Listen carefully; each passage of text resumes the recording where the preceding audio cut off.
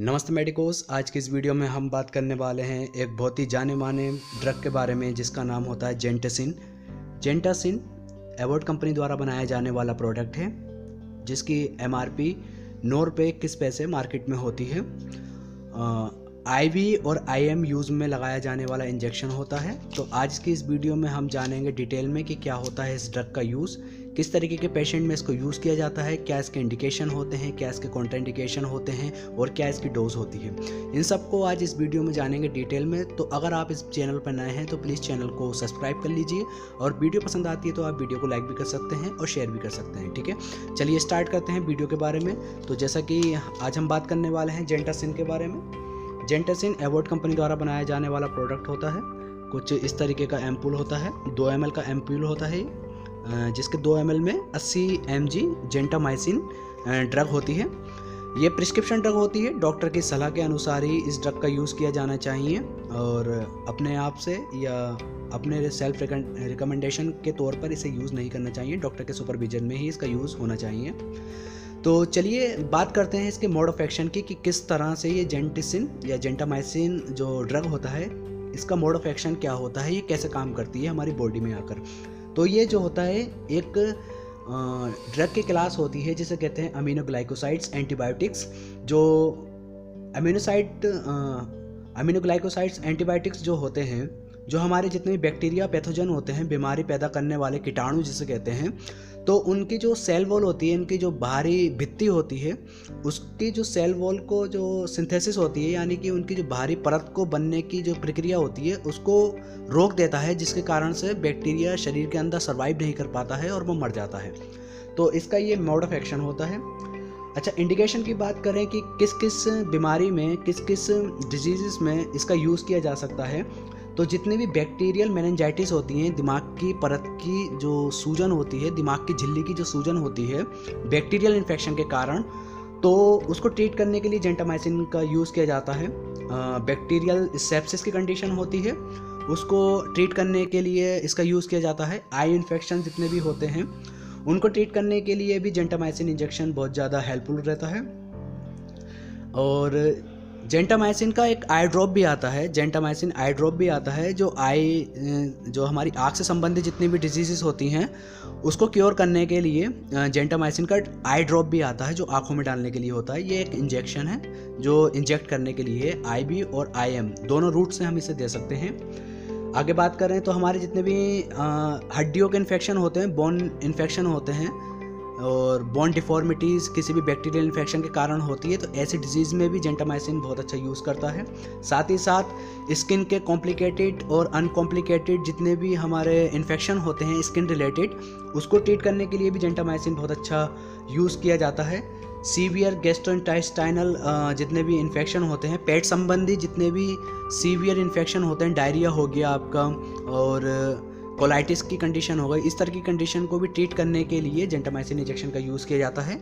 साथ ही साथ severe respiratory tract infection होता है, हमारे फेफड़ों की संबंधित बीमारियां होती है, ब्रोंकाइटिस की बीमारी होती है, कंडीशन होती है ब्रोंकाइटिस की, फेफड़ों की नलियों में सूजन आना, सांस लेने में दिक्कत होना, खांसी, बलगम, ऐसी कंडीशन में भी जेंटामाइसिन बहुत अच्छा रिजल्ट शो करता है। साथ ही साथ UTI इन्फेक्शन होते हैं, हमारे जितने भी हमारे मूत्र मार्ग से संबंधित जितने भी इन्फेक्शन होते हैं उनको ट्रीट करने के लिए भी जेंटामाइसिन का यूज़ किया जाता है।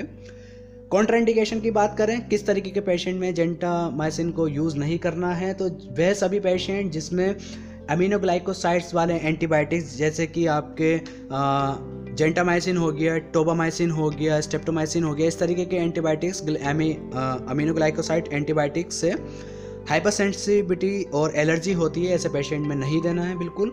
साथ ही साथ किसी भी अमीनोग्लाइकोसाइड से रिलेटेड कंपोनेंट से भी अगर पेशेंट को एलर्जी होती है तो ऐसे पेशेंट में नहीं देना है। जिनकी हिस्ट्री में पता हो, आपको हिस्ट्री पेशेंट से मालूम कीजिए, किसी भी जेंटामाइसिन या इससे रिलेटेड कंपोनेंट जो होते हैं इसकी क्लास के अमीनोग्लाइकोसाइड से अगर एलर्जी है तो ऐसे पेशेंट में इसको नहीं देना चाहिए। चलिए डोजिंग की बात करते हैं कि किस बीमारी में कितनी डोज को इसको रेफ़र किया जा सकता है। तो जितनी भी बैक्टीरियल मेनिंजाइटिस होती है या दिमाग की परत की झिल्ली की जो सूजन होती है, तो उसमें जो होता है 3 mg पर kg के हिसाब से दिया जा सकता है IV या IM, यानी कि 3 mg पर किलो के हिसाब से, यानी कि अगर आपका 60 किलो का पेशेंट है तो आपको उसे 60 × 3 mg का डिवाइडेड करके, वो इंटू करके जितना भी रिजल्ट आता है उसके हिसाब से इक्वल डोज बनाकर दिन में जो है सुबह दोपहर शाम या BD या TID या 3 टाइम या 2 टाइम कर सकते हैं इसे। लाइफ थ्रेटनिंग कंडीशन जितनी भी होती हैं, जानलेवा कंडीशन होती हैं, उसमें 5 mg पर kg के हिसाब से भी इसकी डोज को एक्सटेंड किया जा सकता है। ये डिपेंड करता है पेशेंट की कंडीशन के ऊपर, क्या पेशेंट की कंडीशन है, क्या सीवियरिटी है। साथ ही साथ अगर इसकी जो बात करें हम आई इन्फेक्शन, जितने भी हमारे आँखों के इन्फेक्शन होते हैं और ऑप्थाल्मिक इन्फेक्शन के लिए यूज़ करने की बात की जाए तो जेंटामाइसिन जो होता है आई ड्रॉप के रूप में जो होता है 0.3% की स्ट्रेंथ में आई ड्रॉप आता है, उसको आप दिन में 2 बार या 3 बार 2-2 बूंद इस्तेमाल कर सकते हैं। अगर इंजेक्शन की बात करें तो आई इन्फेक्शन के लिए आप जेंटामाइसिन 80 mg सुबह या OD दे सकते हैं, या फिर इसकी इक्वल 2 डोज करके सुबह शाम भी लगा सकते हैं। साइड इफ़ेक्ट की बात करते हैं तो इसके कॉमन साइड इफ़ेक्ट जो होते हैं किसी भी ड्रग के, तो कॉमन साइड इफ़ेक्ट में वही नोज़िया होता है, वॉमिटिंग होती है, डायरिया होता है और लॉस ऑफ एपेटाइट होता है, यानी कि भूख थोड़ी सी कम हो जाती है। अगर इसका कॉमन साइड इफ़ेक्ट में डायरिया हो सकता है किसी किसी पेशेंट में, थोड़ी सी नोज़िया, वॉमिटिंग, दिल घबराना, उल्टी, मितली जैसी शिकायत हो सकती है, बहुत ही रेयरेस्ट कंडीशन में होती है।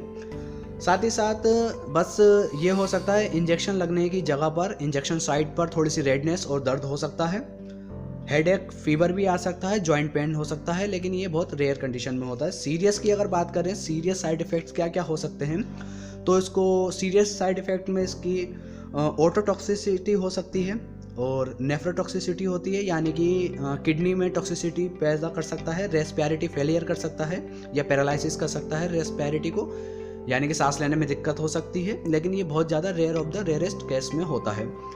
तो यही सब जानकारी थी आज के इस जेंटामाइसिन इंजेक्शन के बारे में। आशा करता हूँ वीडियो आपको हेल्पफुल लगी है। वीडियो अगर आपको जानकारी पूर्ण लगी है, वीडियो से आपको कोई जानकारी प्राप्त हुई है, तो प्लीज़ वीडियो को लाइक कीजिए, चैनल को सब्सक्राइब कीजिए और इसी तरीके की इन्फॉर्मेटिव जानकारी को पाने के लिए चैनल से जुड़े लीजिए। इसके साथ ही इस वीडियो को अंत करते हैं और अपना ख्याल रखें, सुरक्षित रहें। धन्यवाद।